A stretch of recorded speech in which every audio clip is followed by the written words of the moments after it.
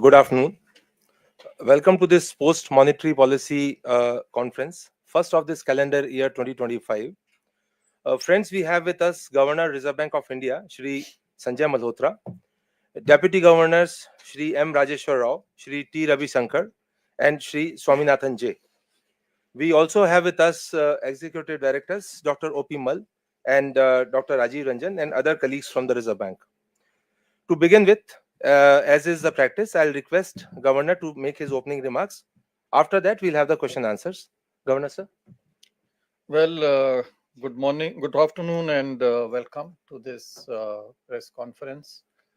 I already made my statement, which we have also uploaded, and I'm sure you would have already gone through it.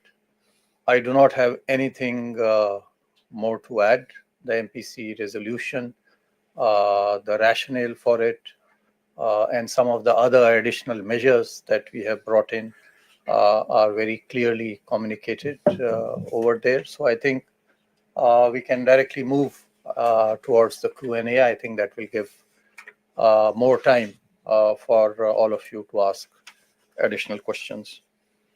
So we can begin, I think, with the Q&A directly. Thank you, sir. Just before we begin, a couple of announcements, as always.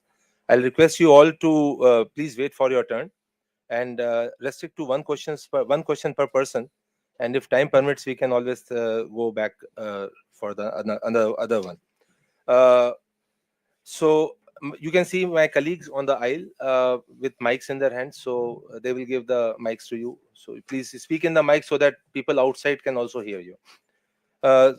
So there are 27 participants from the media today, and with your permission, I'll call out their names. I'll request Lata from CNBC to ask a question.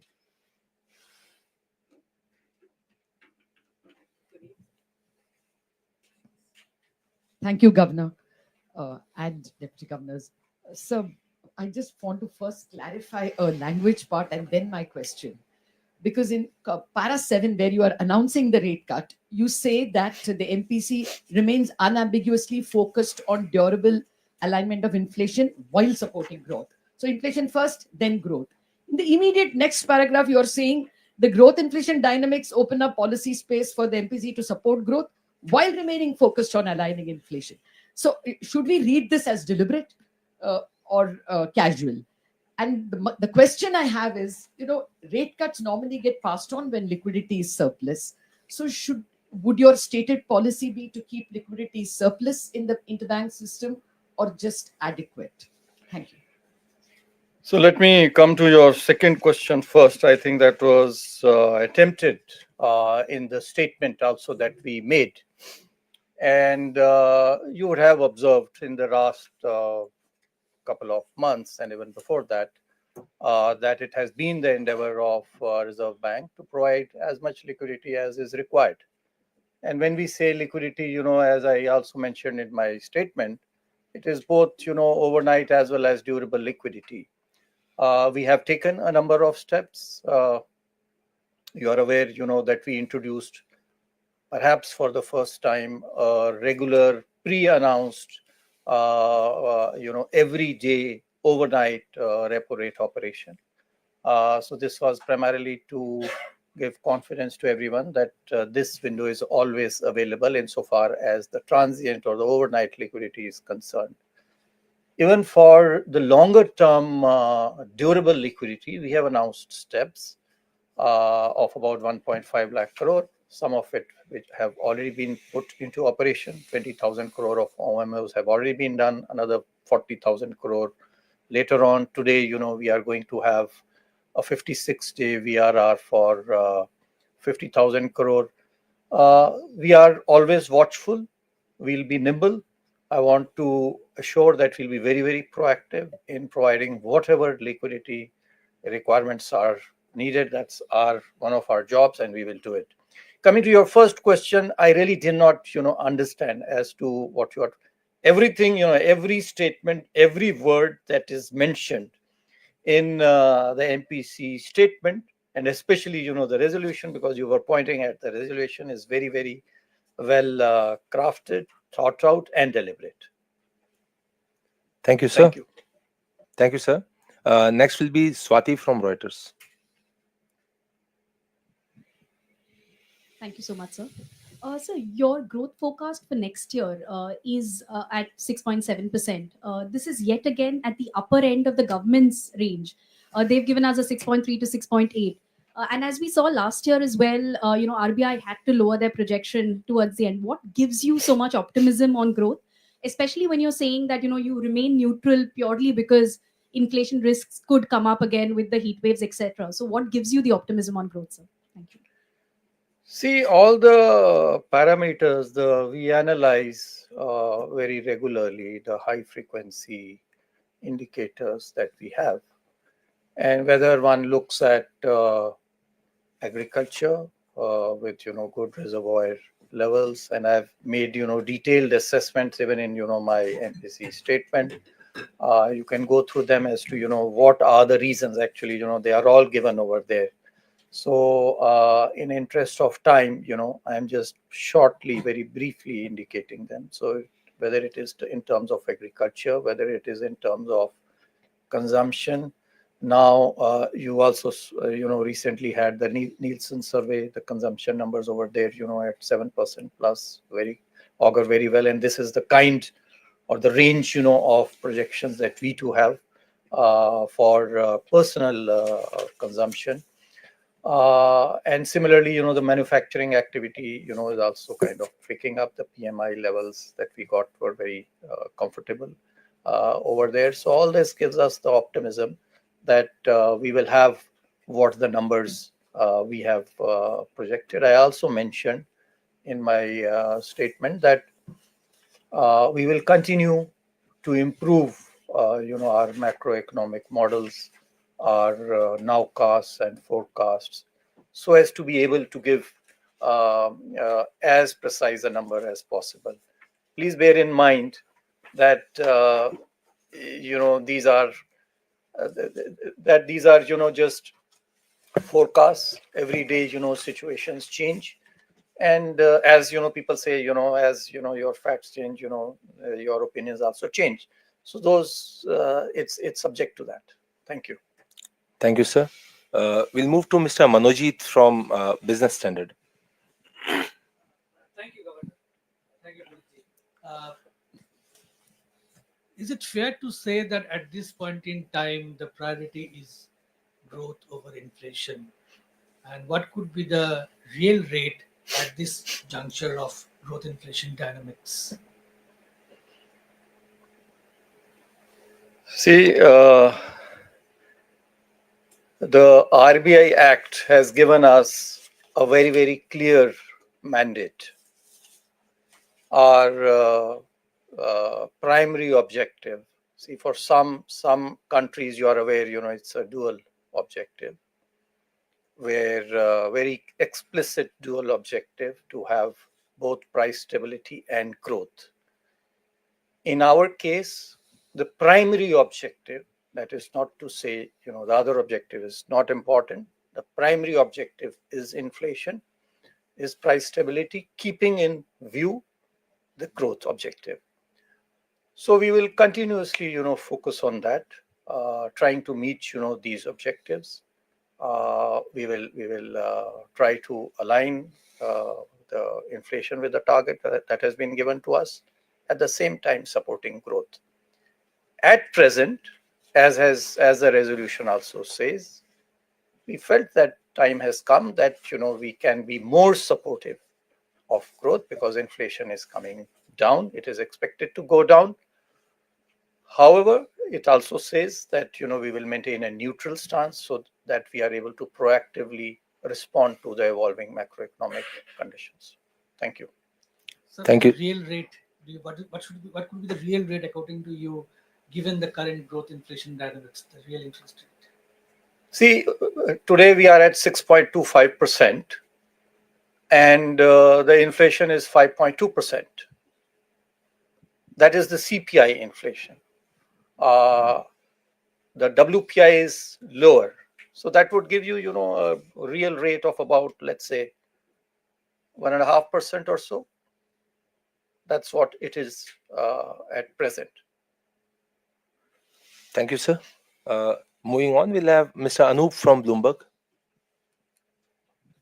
Sir, coming back to the inflation forecast, inflation target again.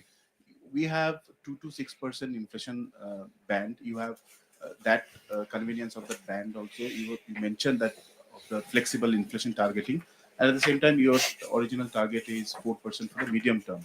So, just wondering, will you be comfortable if inflation remains within the 2 to 6% range, or you will want to see inflation durably settling around 4%? Sorry, what did you say your name is? Anup Roy from Bloomberg. Anup Rai.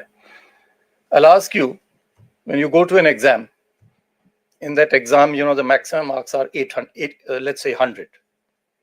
The passing marks are 40. What do you aspire for? Do you aspire to pass, or do you aspire, to do extremely well? Well, some may, like to just pass. In RBI, we like to we like to be on top of everything. Thank you, sir. May I have Mr. Ankur from ET Now? Hello, Ankur Mishra from ET Now. While economic survey says that 6.3 to 6.8% is the growth forecast for the next financial year, and you have taken the upper end. When I asked this question to CEA, that is there a possibility of 7% plus growth, he said yes, it is possible. I want to ask you now, as per your assessment, is there an optimistic possibility of that? And one more question, sir. Regarding the ECL provisioning and project financing norms, you have mentioned in the statement right at the front, but you also said phased implementation. Now, these implementations are as soon as from next month or 1st of April. As per the draft norms, of course, the final norms are yet to come. In project financing norms, it was mentioned that it should be 2% in the current financial year, and then in FY26 and FY27. Similarly, for LCR norms also, 1st April 2025 was the tentative date which was given. I want to understand, where do we stand here? Is there going to be a deferment, or these will be implemented? Thank you. Your first question, whether 7% is achievable. See, these are difficult questions to answer, but nevertheless, I would like to stick my neck out and say that certainly India can, achieve 7% and plus growth rate. We should certainly, aspire for that. Coming to your second question, which is related to some of the guidelines, that we have issued, LCR, ECL, project financing norms, etc., etc. I made it very, very clear, that we will be doing a balancing act. It is not only about stability. It comes with a cost. We will be very, very conscious of the costs that it brings in, so that, we make efficient use of our resources.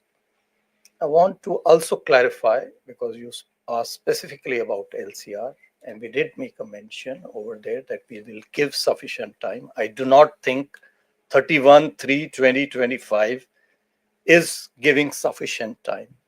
So certainly they will not be implemented, before, at least, before 31/3/2026. That's the kind of timeline that is needed at the minimum.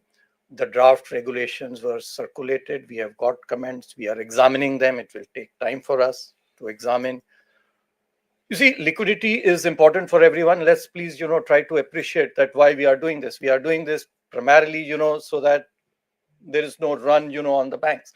You would have witnessed it, in 2023, there was a run on some of the US banks because they do not have, such kind of regulations. Now we have those regulations, but whether the liquidity that we have, provisions that we have, whether they are sufficient or not, that and they need to be always, continuously need to be improved. So that's why, we had provided for certain more liquidity to be kept vis-a-vis some of the deposits which we felt, would perhaps, have a higher runoff.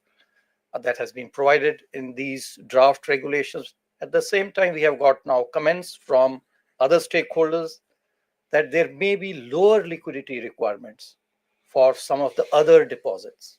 So we're examining that also. As soon as we are able to examine all the suggestions. And I'm very happy, to note, having come here to the Reserve Bank, that we do, an impact analysis over here. So that impact analysis will be done, has been done to some extent, but come, with the suggestions that have now come in, we are revising our estimates, our impact analysis, and we will give, a time frame as to when one can expect LCR. Similarly, the other guidelines also we will give sufficient time frame. You can rest assured, that they will certainly not be implemented as quickly as 31/3/2025, because that will certainly not be sufficient time. We do not want to cause, any disruption. We will ensure a smooth transition. So LCR, Thank you. said not until March 26. Yes. Thank you, sir. Please, let's go with the flow. Let him ask a clarificatory question only with regard to this. Please speak in the mic. 26. It will not be 26. before 25. It Be will very, very not clear. later than It's more than 1 year. 2 months, less than 2 months is too short a window for the banks. We realize that. And so, we will give at least 31, at least. Doesn't mean it has to be 31/3/2026. We'll aspire for that. But we want to make it very smooth, and it will also be phased. It will not be, that all the regulations, all the norms kick in from day one, which will be at the earliest 31/3/2026. Thank you, sir. Next is Hamsini from Money Control. Hi, sir. I'll stay put on this part around regulations. Your language also today seemed to indicate that there will be a lot more consultative process in the way that you would go about building regulations. You did clarify on LCR, but what we've also seen, especially in the last 4 years, and more so in the last 1.5 years, is certain banks and NBFCs facing ban on businesses, certain aspects of businesses. There are 2 large banks still waiting to come out of restrictive business policies. Would you rethink your approach on how you would want to target banks or work with them to rectify some of the follies? And as a clarification, you did mention about LCR, but what about on project finance and investment guidelines that banks are permitted to take in subsidiaries, etc.?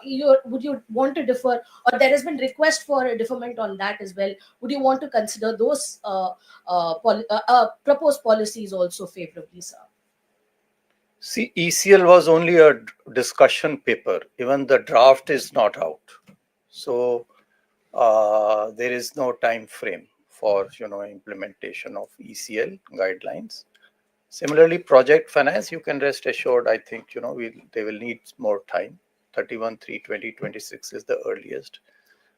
Moreover, they need to be seen in conjunction with each other. There is a certain amount of overlap between ECL and project finance. So we are examining, because for project finance, the draft regulations were certainly published, comments have been received, suggestions have been received. We are examining them, and we'll come out with something, I want to assure all of you, that which balances the interests of the public, the depositors, the financial stability, which is very, very important for our country.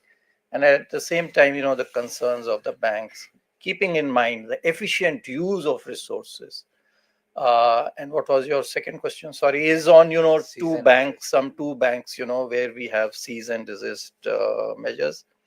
See, these measures are taken after great consideration, after great thought, after giving opportunity to these entities, whether it is these banks or others. I'm not, making reference to any particular entity. And these are measures actually, of last resort. We would not like to use them, too often. This is a measure of last resort to be used in the rarest of the rare circumstances, when all other measures have actually failed. And they are again, in the interest of the public. And we'll keep, this policy going forward as well. Thank you. Thank you, sir. Next will be Ms. Gopika from the Mint. Thank you, Puneet. Thank you, Governor. My question is on inflation forecast. You've retained the inflation forecast for this year and next year, but have you taken into account the impact of rupee depreciation while accounting, or have you factored in the impact of rupee depreciation while calculating or looking at the forecast? And my second question is on the new deputy governor. When on Monty policy, when can we expect the appointment? Second question you have to ask the government. It's not for me. Your first question, yes. The latest rupee to dollar rate was taken into account while making all our projections. So, and we also do various sensitivity analysis. So yes, a brief answer to your question is yes, that was certainly considered while making our projections. Thank you, sir. अब मैं जी business से एकता सूरी को आमंत्रित करूंगा.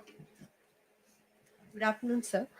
Sir हमने आपकी speech में सुना कि आपने फ्रॉड्स के ऊपर बात की कि .in होगा बैंकों का डोमेन नेम, लेकिन बहुत सारे इश्यूज हैं जो कस्टमर्स फेस करते हैं फ्रॉड्स की. अगर हम बात करें, सबसे पहले कोई रिपोर्ट करता है फ्रॉड तो उसे पैसा जल्दी वापस नहीं मिलता. दूसरा, पेस्की कॉल्स बहुत ज्यादा आते हैं नॉर्मल मोबाइल नंबर से. बहुत बार आपने बोला है कि आप टॉप अप लोन से, होम टॉप अप लोन से, उसे पर्सनल लोन्स की तरह एडवर्टाइज मत करें. अभी भी वो हो रहा है. 1600-140 नंबर्स भी आपने बोला है ट्रांजैक्शंस और मार्केटिंग के लिए होंगे, लेकिन वो भी कोई नहीं सुन रहा. तो ऐसे सिनेरियो में क्या आरबीआई कोई स्ट्रिक्ट एक्शन लेगा बैंकों के ऊपर ताकि ये कस्टमर का बचाव हो इन सब सिनेरियोज में? निश्चित रूप से हमारा पूरा प्रयास रहेगा कि जो भी हमारे ग्राहक हैं, जो जनता है, उनको अधिक से अधिक सुविधाजनक तरीके से बैंकिंग की समस्त सेवाएं उपलब्ध हों. चाहे वो बैंकिंग फ्रॉड से संबंधित हो, जैसा कि आपने कहा, या आपने कहा पेस्की कॉल्स उनको आते हैं, उसमें किस प्रकार से जो है हमें उसमें कार्य करना चाहिए, किस प्रकार से हमें उन्हें हिदायत देनी चाहिए और क्या हमें उसके खिलाफ एक्शन लेना चाहिए, वो निश्चित रूप से इस संदर्भ में लिया जाएगा. और अधिक आपने कई सारी छोटी छोटी चीजें पूछी हैं. विस्तृत जानकारी के लिए मैं अनुरोध करूंगा हमारे डीजीज को कि वो आपको इसके बारे में कुछ और, क्योंकि हमने कई कदम इसके बारे में ऑलरेडी लिए हैं, तो संक्षेप में मैं रिक्वेस्ट करूंगा स्वामीनाथन जी को और राजेश्वर राव को कि वो इसके बारे में बताएं. और आप you can speak in. Yeah, thank you, sir. Thank you. I think I'll take the liberty of responding in English. I know you to avoid any ambiguity. Yes. To avoid any ambiguity. Thank you, sir. I think just to supplement on that, yes, you also mentioned about the steps that we have already taken. So as far as the regulated entities are concerned, instructions are already in place to use certain series of 140 or 1600. We also do a lot of awareness campaigns to educate the consumers how to stay away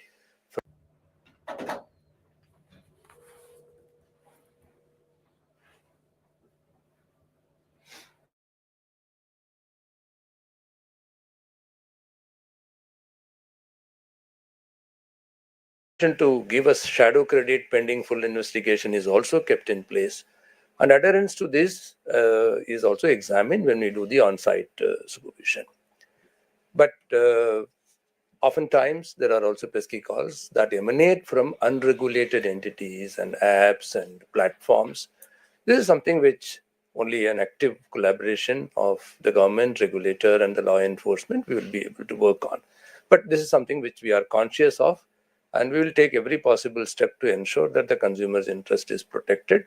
And wherever there has been a loss, it is our endeavor to work towards an early redressal.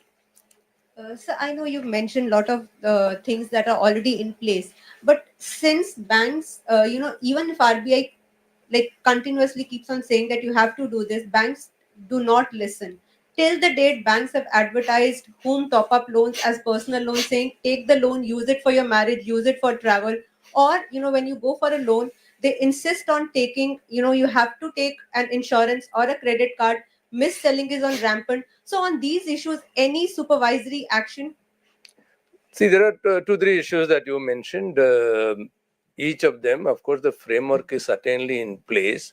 Oftentimes, as Governor also mentioned, many of this behavior which is not consistent with the regulations, we resolve through dialogue. A supervisory action which gets publicized is only in the rarest of the rare cases where there are egregious violation or the most outlier behavior. Otherwise, oftentimes, the supervisors engage with the entities on a bilateral basis and ensure that the regulatory guidelines are adhered to. So that shall be our endeavor. You may not get to read them in the media, but wherever there is a non-compliance, on an annual basis and also on an ongoing basis, we deal with the entities, and oftentimes they all are complied with over the course of time. Just to add to DG Swaminathan, the guidelines are already in place regarding top-up loans, what are the end use, etc. If it is given for unauthorized different purposes, it would be taken as an unsecured lending and will have to be dealt with accordingly by the bank. That is one point. As regards this mis-selling and forced insurance, RBI guidelines are already in place regarding this mis-selling issues, and we are also looking at comprehensively reviewing these guidelines. We should be trying to come out with some guidelines shortly on this area also, on the conduct of the banks in various areas. Thank you sirs.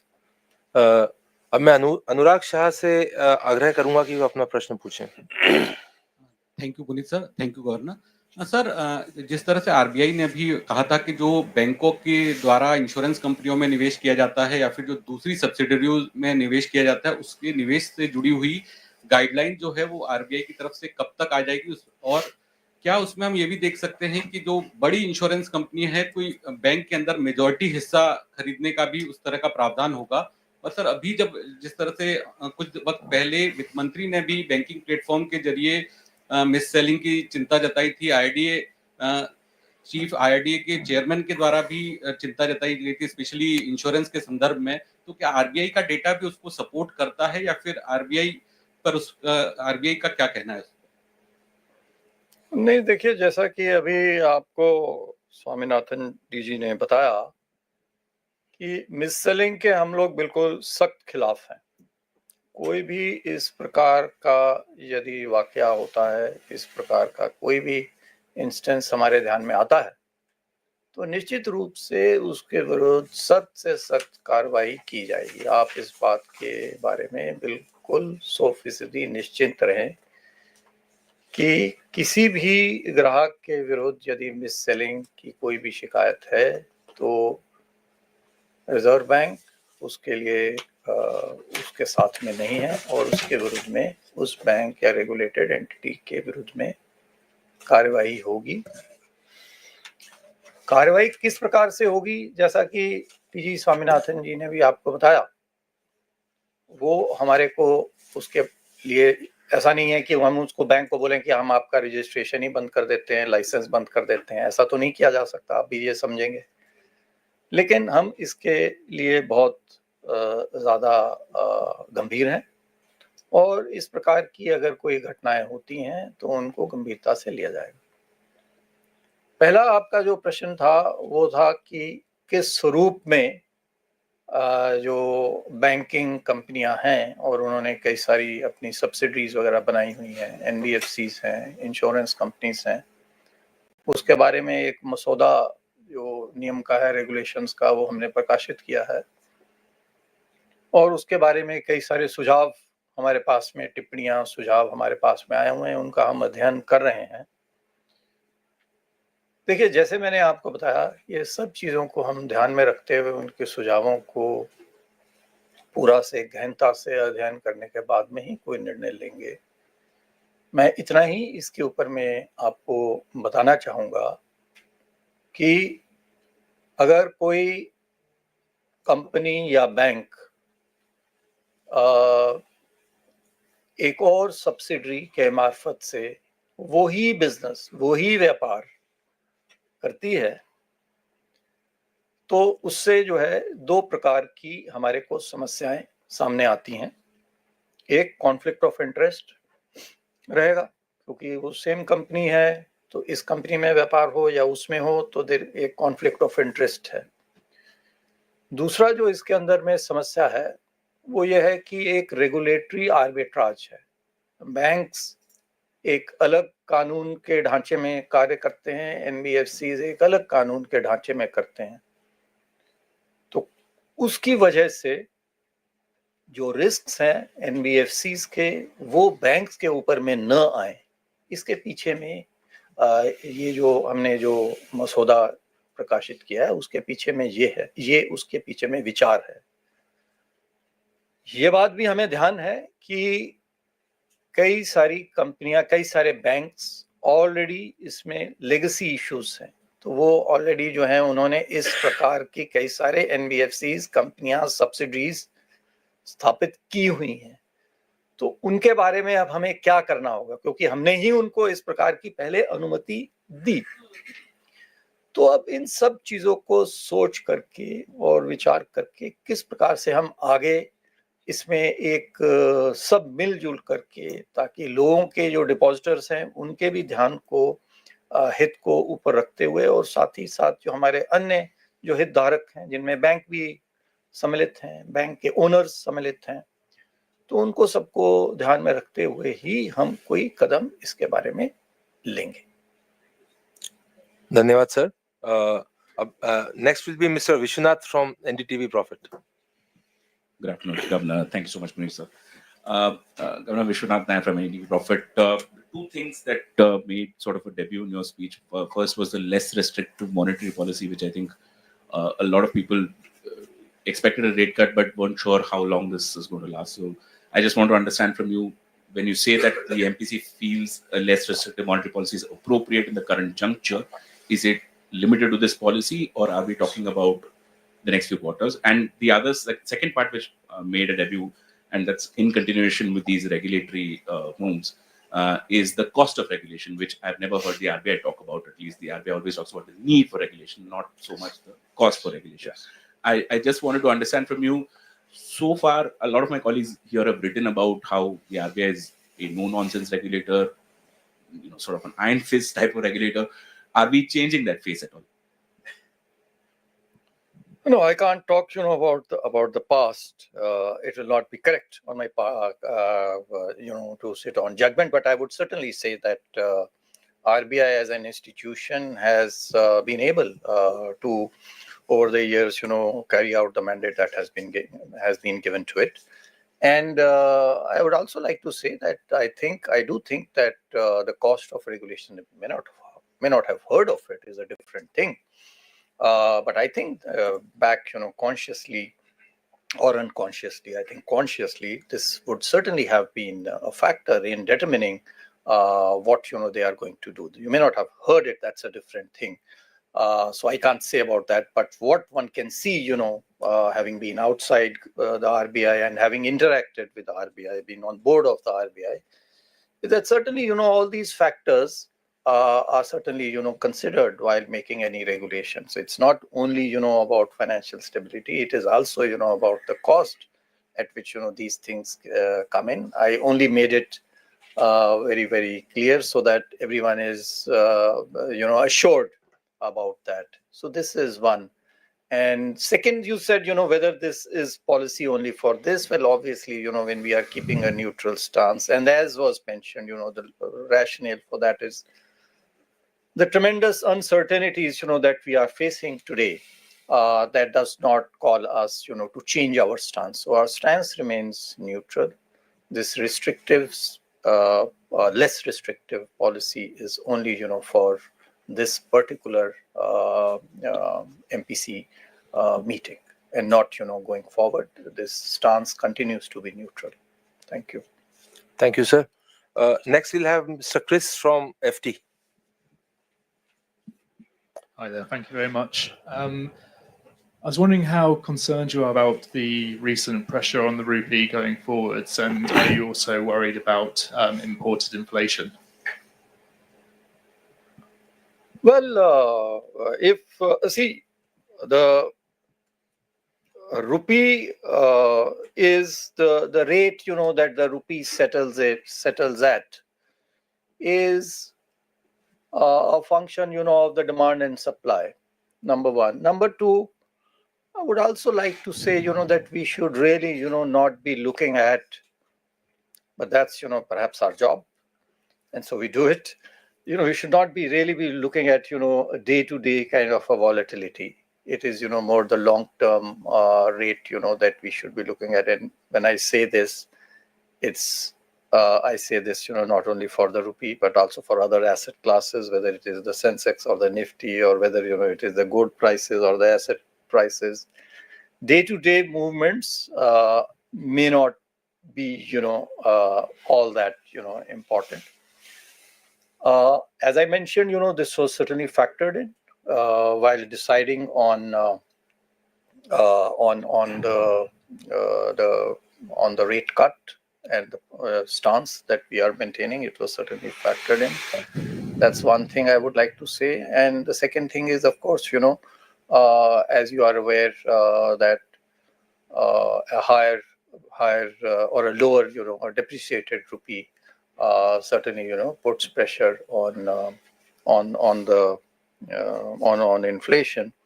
But at the same time, global uncertainties are also, I think a higher worry, for us would be the global uncertainties as to how, that pans out. So global uncertainties, even if, the trade wars, the tariff trade wars were not to carry out, but just the uncertainty in itself is something, which is worrisome. And that, because, that has direct impact on growth, that has direct impact on investment decisions, that has direct impact on consumption expenditure decisions, which get deferred. So let's keep in mind, that and a lot of, the appreciation of the dollar and the depreciation of the rupee is actually linked, to this uncertainty. So this uncertainty being the underlying cause to a great extent of the dollar strengthening, rupee depreciation is not good for growth, and it's not good for imported inflation. So that is something, which we all need to be cognizant about. Thank you. Thank you, sir. Next would be Mr. Siddharth from Informist.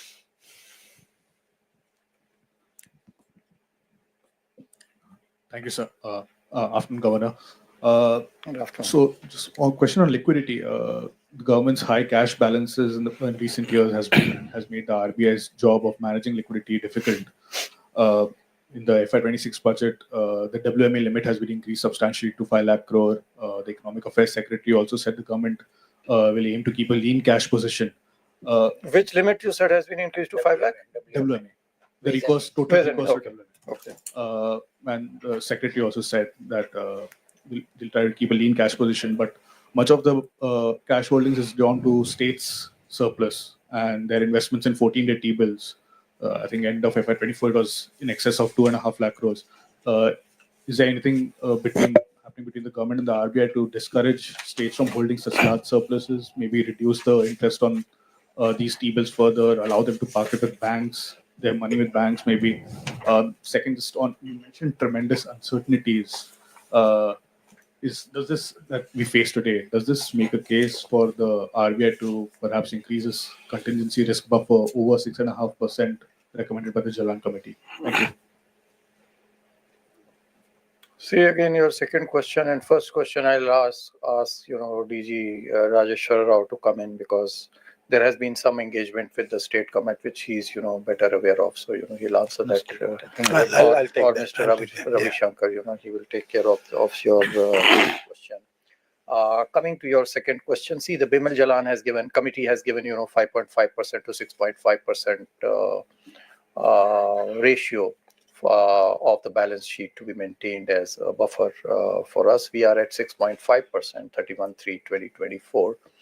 That is, the overall framework is being reviewed, and basis that if the committee feels that there is any change, could be up or downward. I'm not suggesting that because of uncertainties it needs to be increased.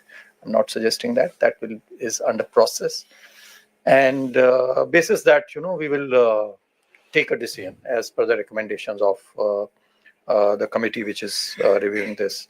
For your first question, I request Mr. Ravi Shankar to answer it. Thank you, sir.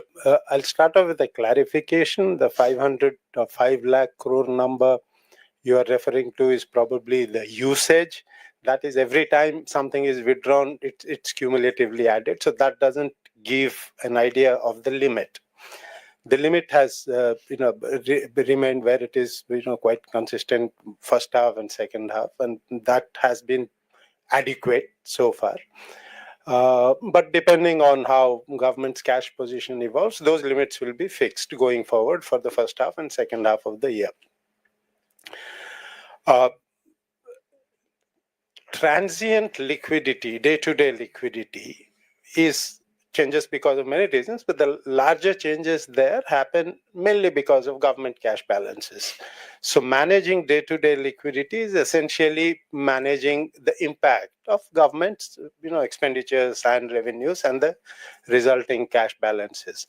That is a job that we do. That is a job that we will continue to do on a day-to-day basis. As far as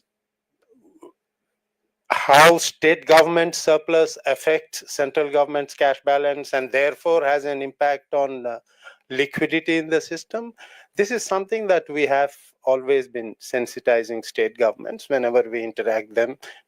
As you would know, we are the debt managers for state governments as well.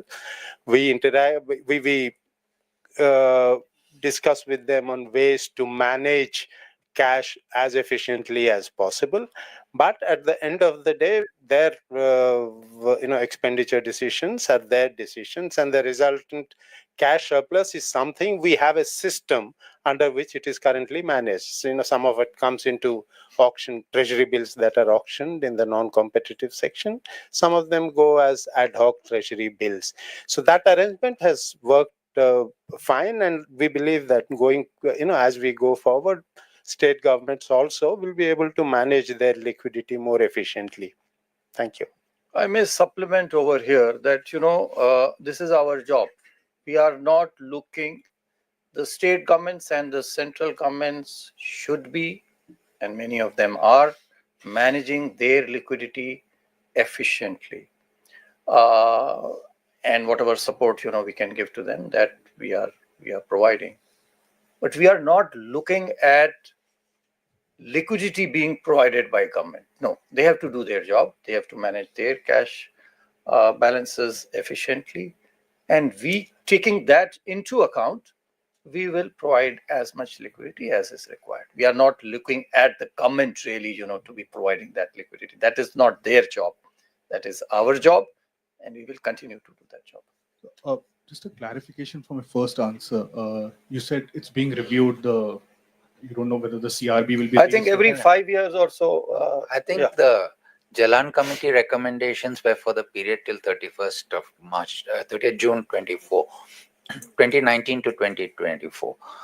Internally, we are reviewing the whole thing and seeing whether any changes are warranted, etc. Then internally, we'll take it up appropriately through the process, and then if we need to engage with the government or the board, we will do it at a later point in time. But the internal review is on in the process. So this is the entire economic capital framework which is being reviewed? Yes.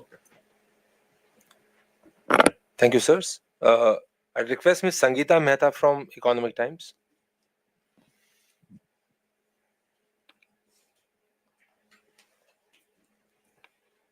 Thank you, sir.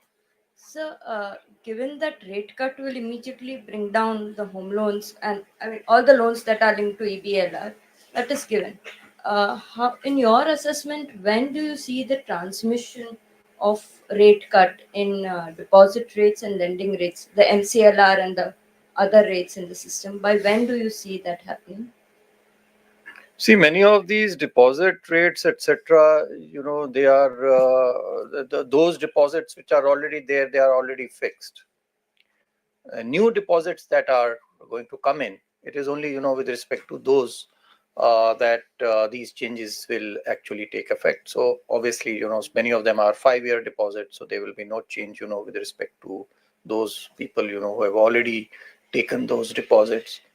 So it will take some time, depending on the tenor, the average tenor that the deposits already have. But it will be our effort, that we provide whatever support and liquidity is required, that this transmission happens as quickly as possible. MCLR.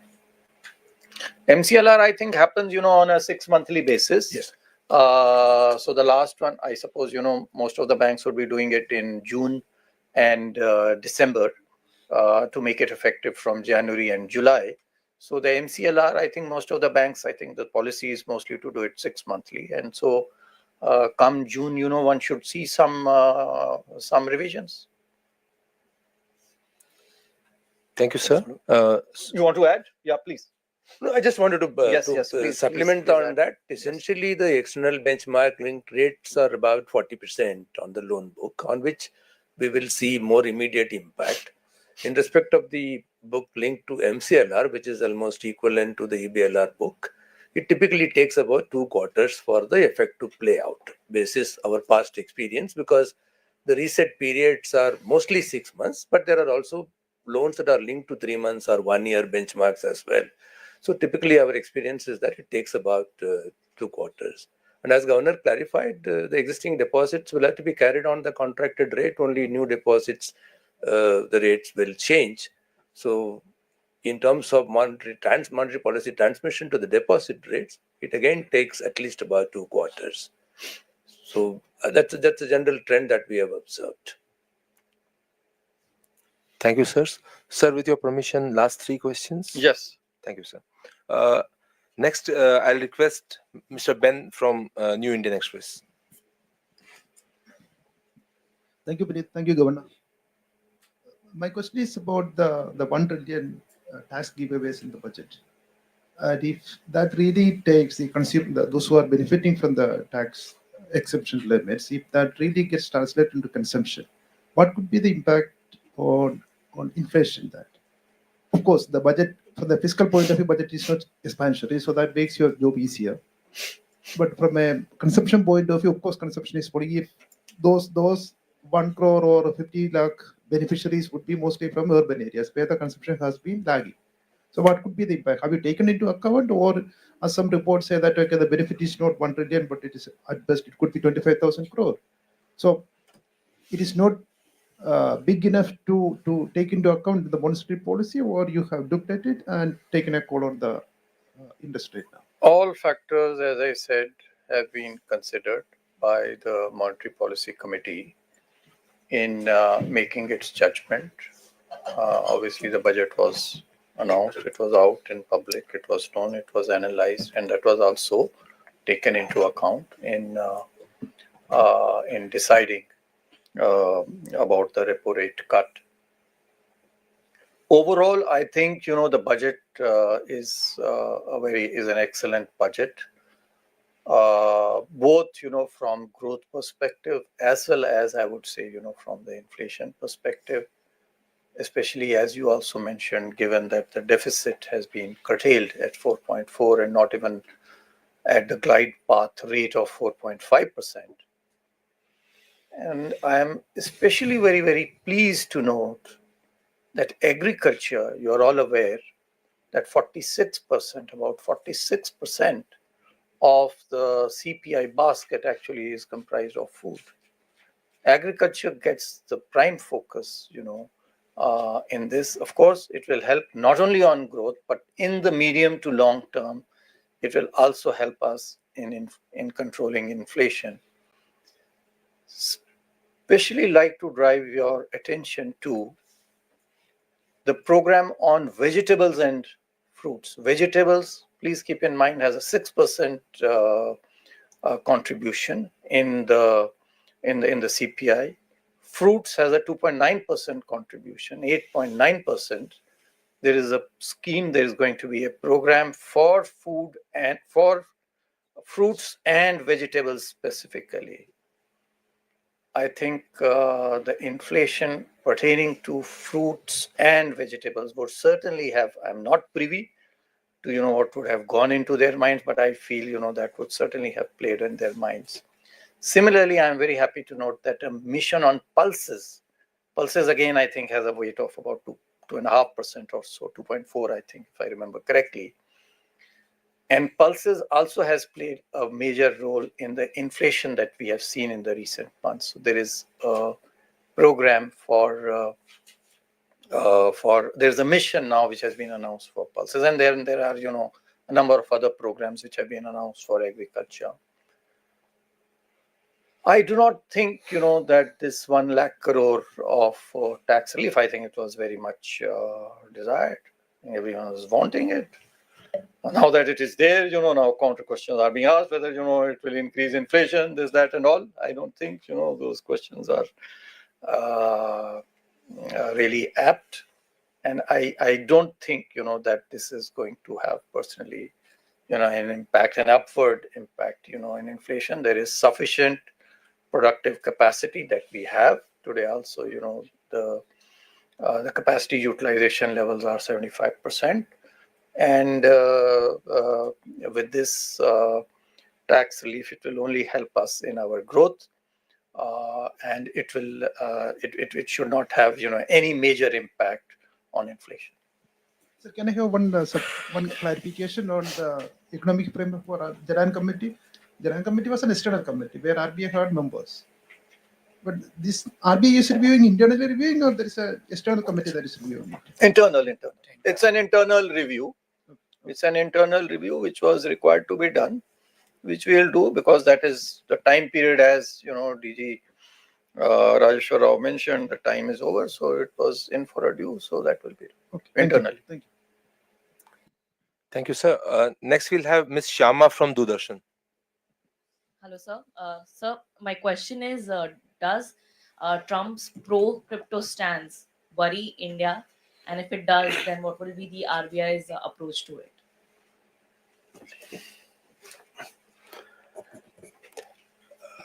RBI's thinking on cryptocurrencies has been articulated very clearly, and there is no change in that thinking, because that thinking is based on what our understanding of crypto is, and our understanding of cryptos will not change because some policy has been taken by some country on it. So that remains unchanged. That is our stance. Having said that, as some of you may be aware, that there is a group which is looking at what the country's approach to cryptocurrencies will be, and that group will give its recommendations based on which decisions will be taken by the government, and we'll all follow that. Thank you. Thank you, sir. And the last question would be for Mr. Sachin Kumar from Financial Express. Good afternoon, Governor. After RBI hiked risk weights on unsecured loans in 2023, there has been a significant moderation in growth of personal loans. So, is RBI satisfied with the moderation in growth of personal loans, or more moderation is desired? I think the short answer is yes, we are satisfied. I don't think more moderation perhaps is required, but I'll request one of the DGs, in case they would wish to, supplement. I think so that answer you have given already. Just to give a rationale behind it, it was an intended impact. Regulatory measures were taken when certain amount of outlier growth was seen in a few segments.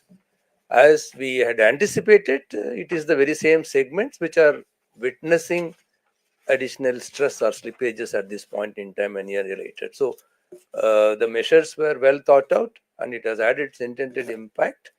And as Governor clarified, this moderation is all right at this point in time. But as a regulator, we keep our watch on the incoming data. And if that warrants a measure, we will take it, taking into account materiality and proportionality.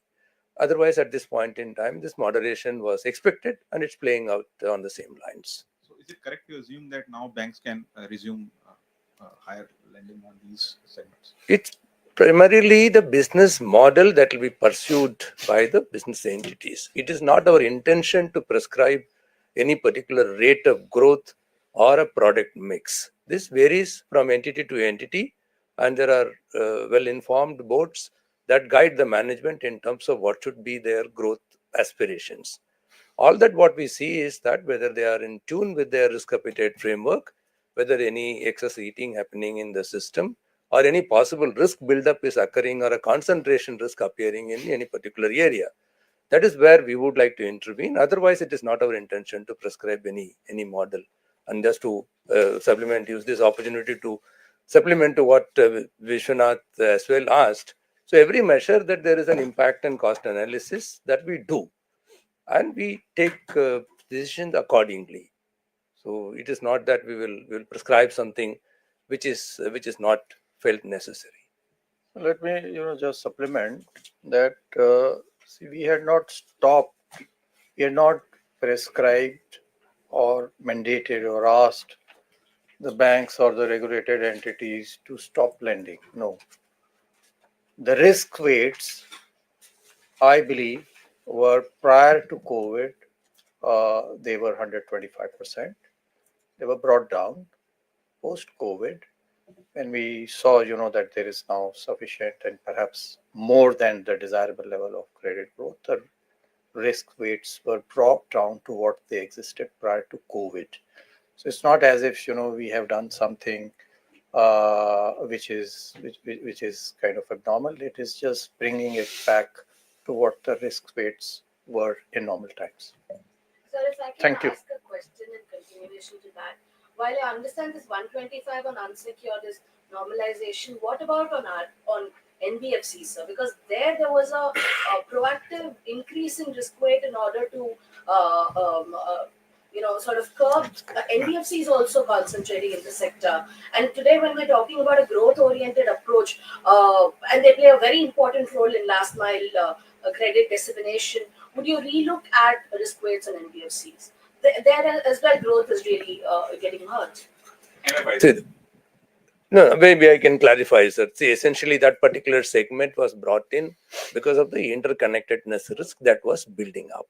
See, NBFCs have essentially three types of resources: their own equity, their market borrowings, and then bank finance. Bank finance, which used to be about less than 30%, had gone almost close to 47% of their balance sheet as a resource. So, as I mentioned, we saw a concentration risk building up, resulting in an interconnectedness between two financial entities. So we brought certain additional risks so that gets moderated. Now, if you look at it, the resources for NBFCs is more or less now distributed as 1/3 each. So again, it had certain purpose, which may not be, which is something which is holding good even today at this point in time. So I don't think there is a reason as to review any of these measures at this point in time. But as we clarified, that we'll keep watching the incoming data at any point in time. It's not our intention to stop any particular form of lending or business. It's our intention only to moderate, to ensure an orderly growth, keeping in mind financial stability. That's what that we will do. Please speak in the mic. You kept microfinance companies out of the loop when the risk weights were raised in November of 23. Yes, look, I just wanted to understand, since then we've seen a lot of stress and a lot of over leveraging by these microfinance companies, which the FSR also noted. Any thought process there? Would you consider something? If you read the same regulatory instruction that we brought in November 23, we excluded the growth-oriented sectors like housing or vehicle loans or education loans. We also excluded the small borrowers from the burden of any additional compliance. So at this point in time, there is no other further measure that is contemplated. For handling the stress, in any case, there are other methods to prescribe and handle entities where there are any outlier numbers are seen. But a macroprudential measure at this point in time is not under our contemplation. Thank you, sirs. With this, we come to the close of this press conference. I would thank Governor and the Deputy Governors for taking your questions. I would request all the friends from media to take exit on the left-hand side.